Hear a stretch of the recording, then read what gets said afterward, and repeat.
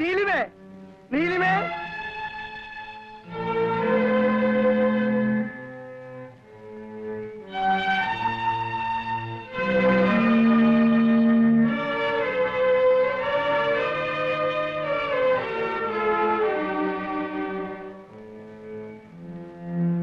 മോളെ, പെട്ടിയിൽ കുറെ സ്ഥലം ബാക്കി വെച്ചേക്കണം. അച്ഛൻ കുറെ സ്വീറ്റ്സ് ഓർഡർ ചെയ്തിട്ടുണ്ട്. അടുത്ത വെക്കേഷൻ വരെ കഴിക്കാനുള്ള സ്വീറ്റ്സ് ഉണ്ട്. സൂക്ഷിച്ചു വെക്കുമോ അതോ ഫ്രണ്ട്സിന് വാരി വാരി കൊടുക്കുമോ? പെട്ടിയ സ്ഥലം കാണില്ല. അയ്യോ, അച്ഛൻ പിന്നെ ഈ സ്വീറ്റ്സ് എന്ത് ചെയ്യും? എനിക്കറിയില്ല.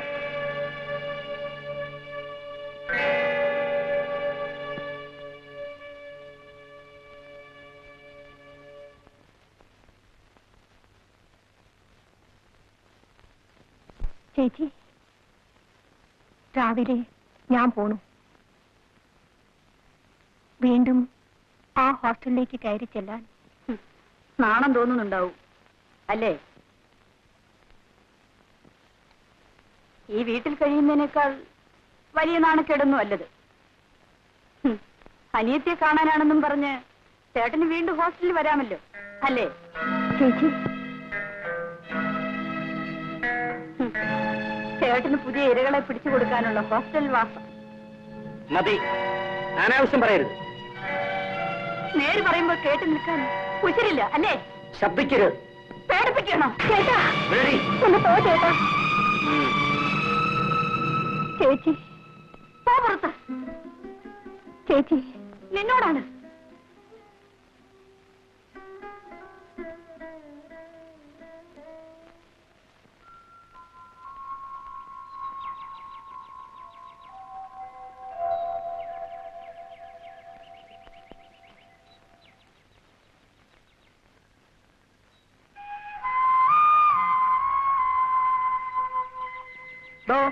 കുട്ടിയുടെ പെട്ടിയും കിടക്കൊക്കെ വെച്ചിട്ടുണ്ടോ? മോള് പോയച്ചോ. അച്ഛൻ രാത്രി ഫോൺ ചെയ്യാം.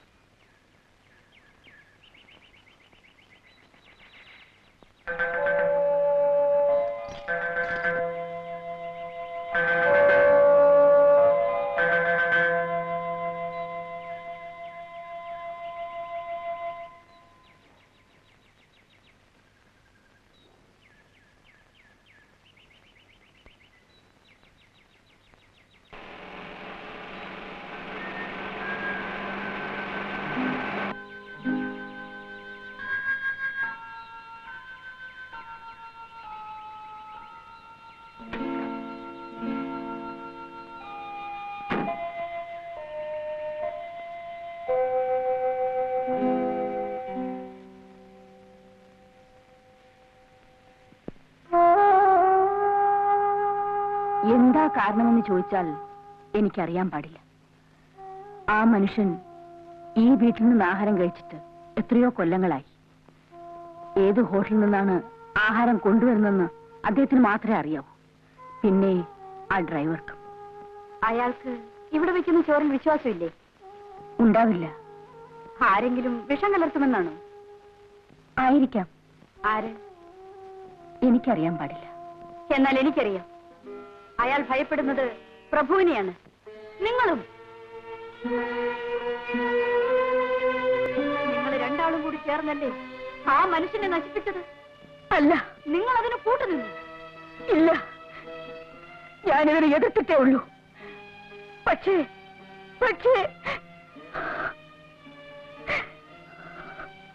ഞാൻ നിസ്സഹായായിരുന്നു കുട്ടി. ഞാൻ മനസ്സിലായില്ല. ഭർത്താവ് മരിച്ചതോടുകൂടി എനിക്ക് ആരും ഇല്ലാതെയായി. എനിക്ക് അയാളെ പേടിയായിരുന്നു. അതയാൾ മുതലെടുത്തു. അയാൾക്ക് വേണ്ടിയിരുന്നത് സ്വത്ത് മാത്രമായിരുന്നു. അതെനിക്ക് അന്ന് മനസ്സിലായിരുന്നില്ല. നീലിമ ജനിച്ചതോടുകൂടി അതെനിക്ക് വ്യക്തമായി. പിന്നെ അയാളുടെ ഭയം എന്റെ മോനെ ആയിരുന്നു. അയാൾ അവനെ തളർത്തി.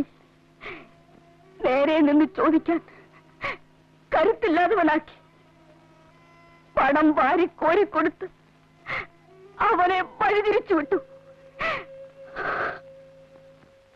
കുഞ്ഞ് പാല്.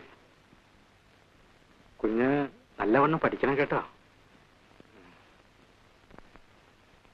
മോനെ, ടെക്സ്റ്റ് ബുക്കുകൾ മാത്രം വായിച്ച് പഠിച്ചതുകൊണ്ട് മനുഷ്യന് അറിവ് കിട്ടിയില്ല. എന്താണ് നോക്കിക്കൊണ്ട് നിൽക്കുന്നത്?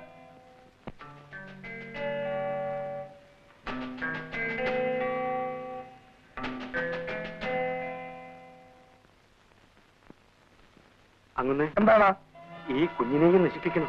വേണമടാ, ഇവൻ കൂടി നശിച്ചു കിട്ടണമെന്നുള്ളത് എന്റെ ഭാവിയിൽ ആവശ്യമാണ്. ആ, പലതിനും സാക്ഷി എന്നവനാണ് ഞാൻ. ബാക്കി കൂടി കാണാൻ. മതി നിന്റെ ഉപദേശം, നിങ്ങൾ പോകാം. ഇവനെ കൂടെ നശിപ്പിക്കണം, അല്ലെങ്കിൽ പിന്നെ ഇതേവരെ എന്റെ മോൻ എന്നോട് മിണ്ടിയിട്ടില്ല.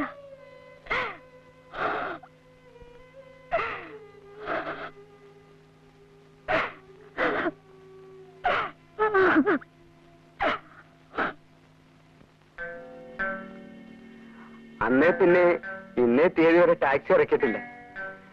പിള്ളേരും കെട്ടിയോളും പട്ടിണിയും. നീ ധൈര്യമായി ടാക്സി ഇറക്കണം. അയ്യോ, പിടിച്ചാലോ?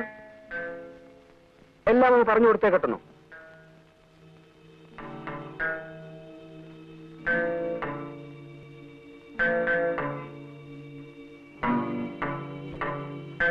ഇതാ.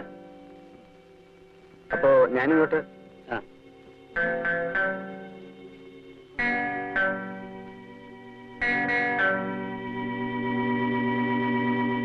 ആ, എന്താ?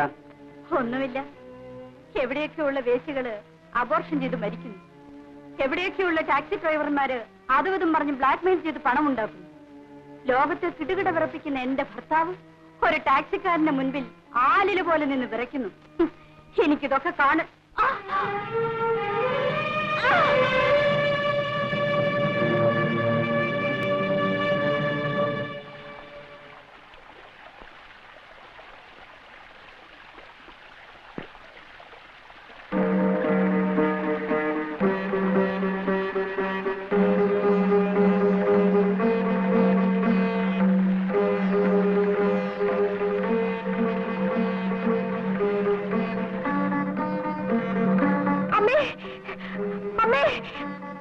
അയ്യോ, അമ്മേ, അമ്മേ, അമ്മേ, എന്ത് പറ്റി അമ്മേ?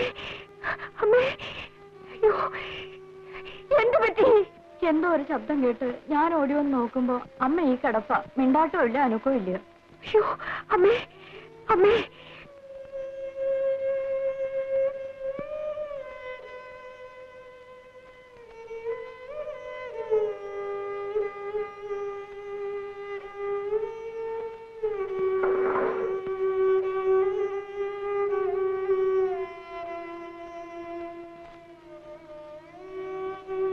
ഭേദാപ്പോ ഇനി മരുന്ന് കഴിക്കുന്നുണ്ട്, ആയുർവേദ ചികിത്സയുണ്ട്. മതിയായില്ലേ? തോന്നിയാസം കാണിക്കല്ലേ? തോന്നിയാസങ്ങളും കാട്ടി തോന്നിയോടെ അങ്ങോട്ട് ജീവിക്കാം. എന്താ തൃപ്തിയായില്ലേ? അതിനിവിടെ ആരും തോന്നിവാസം കാണിച്ചില്ലല്ലോ. ഇല്ലേ? പിന്നെ ഈ കിടക്കണ എന്താ? അത് നിന്റെ തോന്നിയാസങ്ങളുടെ ഫലം തന്നെ. അത് ഈശ്വരന്റെ തോന്നിവാസങ്ങളുടെ ഫലവാ.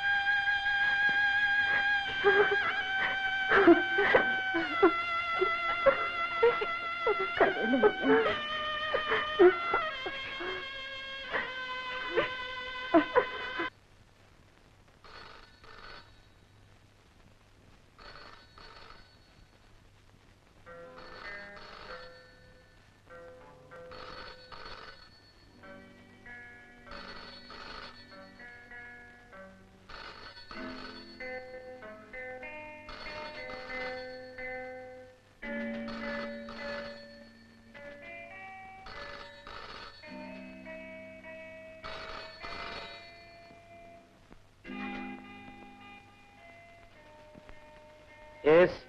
ഞാനാണ് ഉഷ. ആ ഇന്ന് വരാമെന്ന് പറഞ്ഞിട്ട് വരാം. എപ്പോ? ഇപ്പൊ തന്നെ വരാം. എങ്ങോട്ടാണ്? ഏത് വേശി വിളിച്ചിട്ടാണ് ഈ നേരത്ത്? തുടരുത് തന്നെ. പിശാച്. Idiot.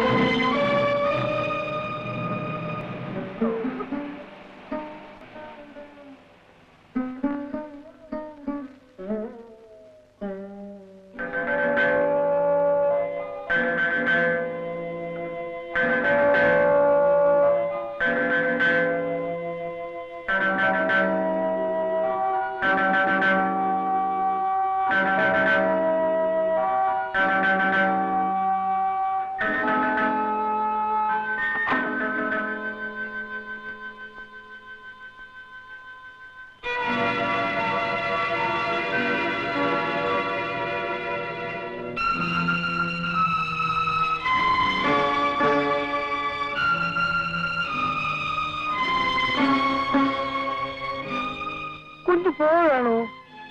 ഞാൻ അവിടെ വന്ന് കണ്ടോളാം. പട്ടി